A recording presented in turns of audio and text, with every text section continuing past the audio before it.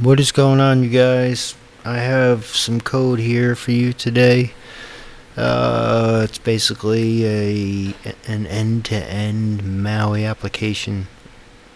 Kind of pretty much in terms of developed, yes, but not every single platform is supported. What we have here is we have Windows here. And we have an Android here, and basically these guys are running off the same code set. The app on the Android is just running; it's not being debugged. But actually, this guy right here is in a state of debuggedness. And let's see. So I have DTCs. You can read your DTCs. Basically, going over the functionality real quick. I have a simulator on board that helps to have actually something to talk to, right? We have this interesting my model stuff. That's a whole other thing to get into. User-defined PIDs. I figured that would be, for the people on this channel, this would be something that you might be interested in.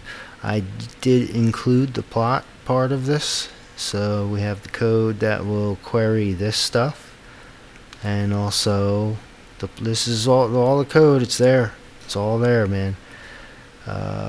Get out of here, and then of course your settings, right? You need to be able to set your settings, so that's in there. How do you discover this stuff, right? Like when you open up the device and you see all this crap that I'm paired to, right? You how to discover that list, and like things like this Wi-Fi is really just a host and a port, and this is just an arbitrary number that our adapters are just seem to be all set to, so we just have this hard-coded. But you could change that. You could make a different default if you wanted to. And of course, how it saves it, right? If I change this, right, it'll save it, and even though there's nothing there, so I'm not going to waste our time messing with that. So there's a bunch of other functionality I didn't include, but I just wanted to give basic application framework. There's a lot going on in this application. This will center the app in your... I'm using two screens, so like if I stop this and I start it, right, I'm going to start it from debugging. It opens in the other tab, so you can't really see it. In the other screen on my computer. And I have things pretty large right now for the video. The screen resolution. So there's other things like you can't start. Let me see. I'm going to try to start another instance of this. Let me see. Will this work? Right. Things like that. Right. Stuff in here. Just a lot of little things you may or may not have thought about. What happened? My Android went to sleep. All right. Okay. So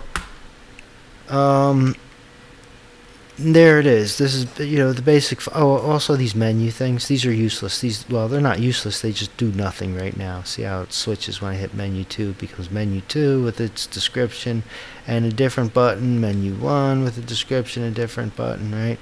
So what you find is, like, even though we know this is all MVVM, WPF style stuff, there is a lot of code behind that's involved. And my basic feeling is that if you have something uniform like an interface that everybody knows about, instead of just a particular class view model or and you don't do any business, you'll see what I'm talking about if you look at the code. All the view models adhere to an interface so that they can be, quote, stopped. There's a lot of different functionalities that, like, for example, when we go to DTC page, right, there's an initialization sequence that happens. So the model needs to know it's being initialized, though the model is typically, I made that disappear. The model is agnostic, right, to the UI. The UI will need to kick the model and stop and start the model. So we do that through an interface. And that's like in here, I have a whole lot of interfaces going on. But like just in reference to what I was just talking about, all the view models that are accessed outside of that are handled by code behind or the framework will all adhere to this interface. Start and stop is the most important one, because that basically tells, like for example, when we open the code view, okay, code view is the codes. So let me see this. In the views, there's code page. Code, they're all pages, right? Code page. What the hell was I saying? What was I saying? Oh, yeah, when you open the code page, when you open the code, I'm not looking at it from a user. When you open the code page from a user point of view, right, you want to initialize this. You want to, like, if I come in here and I read the codes, and then, you know, connecting all this jazz is doing, it's got to go through this whole thing, right? Boom, boom, boom, boom. Come on. Then we get here, and then what happens is, like, okay, fine, I saw everything. Now, if one of these was a freeze frame, I would go off to another page, I come back, and I still want to see these. But if I leave this page, this is going to get cleared. That's what I'm talking about. So when I leave this page, and then I come back to it, see how it's sort of initialized? It keeps the app sort of clean that way. So there's just things you don't really think about, but that need to happen. So every interface will have a start and a stop. At least in my little world here, right? When you're designing your Mr. Designer, so, or Mrs. Designer, excuse me for like overlooking that. So let's see, here we have our grids, right? So the DTC grid, for example. You know, and some of that shading that we saw, where is this? I keep losing this. You know, some of this shading that we saw. And, come on. Oh, I'm moving everything. I'm messing everything up. So, let me see here. Right, see this shading here? This shading is, you know, controlled like in this DTC grid control, which is placed into a view, right, into the code page. So this code page has, right, a DTC grid, right? See this DTC grid? This DTC grid is just handling, right? I'm just giving it my, where is it? All this information, I'm just passing it off. I'm looking for the list. Oh, binding, right, DTC codes.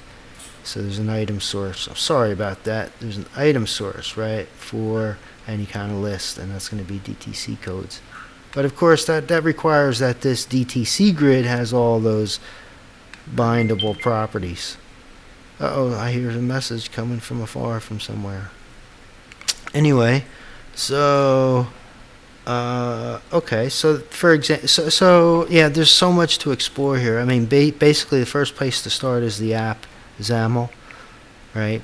And like, for example, yeah, or not XAML, but the app class. And what we'll do is we will have some, you know, in the app XAML, we will load up some styles right here from our resources.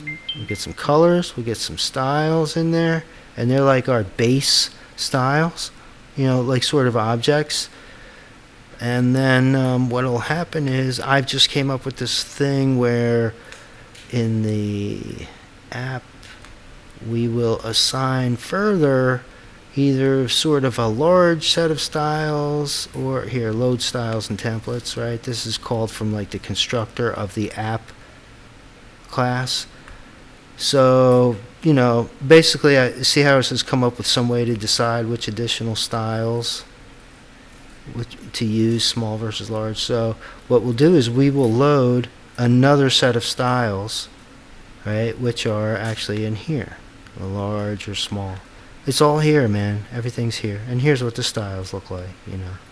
Just, and then, of course, these two styles incorporate this third, you know, common. So there's a whole bunch of styles just going on right there. Probably more than we need.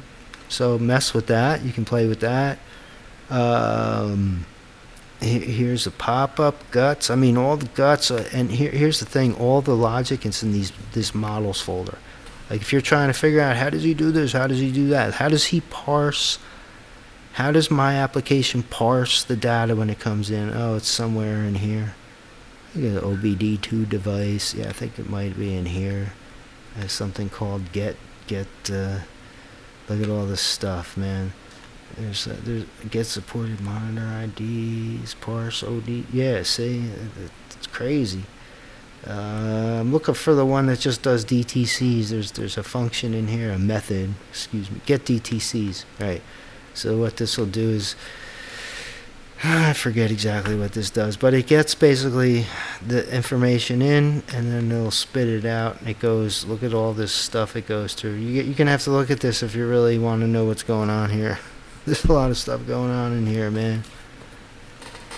One of the first things to do, I guess, is when you get this down, is there's a test. There should be a test explorer in Visual Studio 22. Just just run the tests. Let me stop. How do I stop? Okay, I have stunted my... Alright, I will just stop it the old-fashioned way. That way. That'll stop. That'll stop you. Alright, so in the test explorer, just run.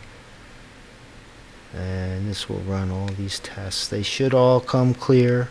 There's nothing dependent on any services or any networks or anything. So these are just tests on just all kinds of things going on in the RPM. And if you click on any one of these, you'll see there's a bunch of text associated with it. You can come over and look at the tests. I mean, I'm just sort of introducing this. I don't even know where to start with this. I guess questions about it or something. I mean, this is a full application. Like it's like like, okay, for example, I'm going to switch over to debugging my Android, right? So let me come over here. Let me wake up my Android. Let me wake this bad boy up. Alright, and alright, so now there's a thing running here, but has nothing to do with what's going on, right? It's just independently running, like it's just on my Android. So I'm going to override that. I'm going to come over here. I'm coming down with a bug, so excuse me if I clear my throat and stuff. Okay, so what am I doing? I am looking for, okay, this is what I'm looking for, my Android local device, and this is the Android 14 local device. So now I'm just going to hit start on this, and then what we should see over here is this thing should sort of stop and then run, and this should all just come right out of the box right after you get it downloaded and hooked up. And I'm using an old computer, so I do have a laptop that I run this stuff on occasionally, so I don't think you're going to have any kind of backward compatibility problem, but we'll just have to see. Come on, what are we doing? Is it saying deploying to Samsung? Okay, let's see. I'm going to leave it running, right? Maybe you'd say, hey, stop it, but no, it should just come in here and we should see this flash, okay? Here it comes. Alright, so come on, baby. Just wait for this bad boy to run the debug version. So this the debug version is a way to run the application, right, and be able to sort of stop, right? Like let's say in the XAML, I wanted to see which one is my application going to choose, which size, right? So I put this debug point here, break. Now I know you developers are real good. You're like, duh, this is like kindergarten stuff, but it's fundamental stuff, so it's never a bad thing to just kind of go over. All right, so we're taking 3 years and a day to compile this up. I don't know, man. I struggle with the volume on these videos, and sometimes I start mumbling and stuff, man. So I hope it's not too low. Come on. Shimon. Alright, wait for this thing. Maybe I'm, too optimistic about life, thinking that this thing is gonna, not take 14 and a half weeks. Before I can get some satisfaction out of this damn thing. Come on. Now it's just crunching away. I see the little icon over here. Actually, it's out of view of the screen. I should at least figure out a way to get this in view of the screen. Let's see. Yeah, there you go. Now you can see the whole thing. Oh, look, see, look, see over here? It should be, see how it says found device over there? See over there it says found device at the bottom? What, over there, that way. Excuse me. So, here we go. Let's see what happens, man. Let's get this bad boy. Come on.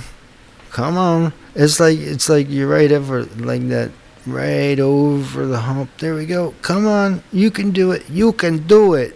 You know, it's like, you can do it. Come on. All right, there we go. All right, so you'll see I included, like, you know, my own. Okay, oh, look, our breakpoint stopped, right? So see, our thing is hung here, and if we wait too long, this Android will say, your application's stuck. But see, now, if I just hover over that, what is small?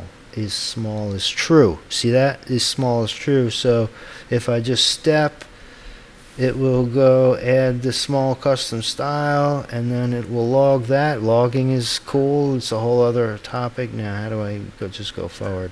F5 will do.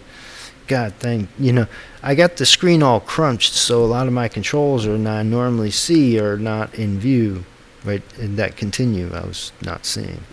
All right. Okay, so see what I'm saying? You know, we got the thing, same old thing going on here. But, you know, actually this UI is a little nicer than my app that's actually out there on YouTube. Not YouTube, you know, out there, Google Play. Excuse me. See this nice little shading that's there? It's a little bold and stuff. Alright, so you get the picture, but this is all the code, man. It's all the code that's fit to print, or whatever they might say. See, I can't get this stuff to see. I don't know how. I'm looking for the stop button. I don't know where it should be. Maybe is it in here? Is it in here? No, not hot reload. Is it one of these guys? These guys, one of these. See, I can't tell. Alright, man, you guys don't have the time to watch me be confused, but you get the point. Alright, let me do this. Let me come out of here. You know, you have everything, man. You have the, well, you can't really see it, but that's actually, you know, it's okay. Alright, let me get out of here. Alright, you get the point. If you're going to start looking at this code, basically everything starts in app XAML, okay, and then from there everything is pretty much running in these views over here, in the views, right? You're either in the codes view, freeze frame view. You have to have freeze frame in order for that to even show up, but the home is just what we, you know, the first view. The license pop-up is just, I mean, there's a lot of stuff in here that has nothing to do with anything. I just threw it in there to leave it there for you. User PIDs page, right? And these all have code behinds. And all the code behinds will be sharing certain characteristics. They will all, right, the view model, we will, oh, this is an interesting, user PID page has an interesting view model. Okay, see, this application gets kind of fairly complex. It gets fairly complex. But the view behind, the code behind, is not just like, oh, we will not do anything in the code behind. The code behind, absolutely, we do things.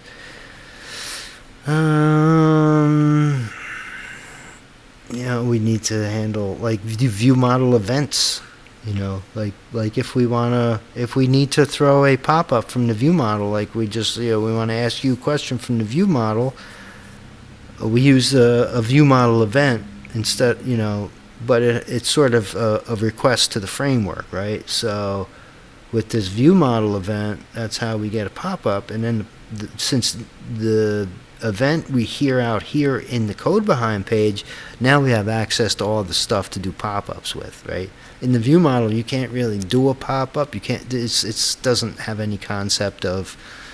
I mean, beyond that it's it's sending an event. It has no, because it might not be your presentation on the final product may not be a pop-up. It may be something else. So the view model has a way of saying, hey, look, here's a piece of information. I want to ask a question. It's not up to the view model how it does it. So what we do is that's how it's decoupled. So out here in the code behind pages, we will have view model events that will just sort of service reasonable requests, like exit the can I leave? Can we leave the application? Can I ask? Do you want to clear the DTC? Are you sure you want to clear the DTC codes? So we have to get that message to the outside world to a pop-up. Here's some interesting stuff with gesture recognizers, right? That requires that you give your controls a name, which doesn't feel very MVVM-ish. So, right, but we do that, and basically just to load pages, right? Say I'm getting out of here and I want to go to another page. So it's not really so much business logic as it is navigation, which I feel is fine in code behind stuff. Permissions ready, right? In Android, past version, I think, I don't know, some version. You have to ask permission before you try to use the devices. That's why it says allow, right? You see that little message when you install an app and it pops up, it says allow. That's your app actually has to make that happen, has to ask for permission. And then in conjunction with the framework, it'll handle that. But that's for example, right, this is MAUI, and if I wanted to look at what I just mentioned, that would be in platforms under Android. And that would be in the main activity where I request permissions. Where does that happen? Where does that happen? Right in the constructor? No, in the create. I believe in the on create in the main activity at the very end, based on the version of Android, because we're in Android territory here specifically. In the terms of Android, if we are right above this version S, which is 31, then we have to request a permissions check. Otherwise, we can just be like, yeah, no problem. We're just going to access that stuff. So this is the kind of stuff that happens, and you'll see a lot of this in the MAUI is where you're checking with the devices especially. Well, with Windows too, but it seems to a lesser degree with Windows. But you're checking, look at this, for what is the SDK, and can I do this, whatever this is, like I'm just making sure that we have the right level, because this will blow up the whole application, right? Everything will be fine with your entire application, and something like this will just blow it up, make it crash. And there's nothing more heartbreaking than seeing crashes reported on your blah blah blah la-di-da-da. You get what I'm saying. So for Android, right, this is your platforms folders where the specific stuff happens for the right. There's nothing in iOS or these two other guys. Windows is full of stuff because we have Windows app, and here's where the goodies of the communication will be. Windows is very straightforward. It's pretty much we're just using one for serial, not for TCP, but we're just using this one for wired USB, Bluetooth, OBDII.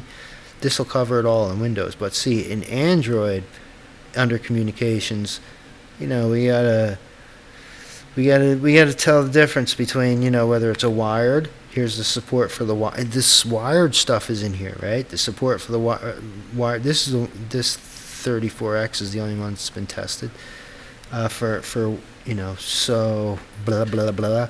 Anyway, here's our MAUI serial device, which ties it all together, right? This is the class that is recognized universally, and we're down here in the implementation, right, for Android specifically. And here's Android Bluetooth device, which is another whole wild set of stuff. So all the communication stuff is here. USB base.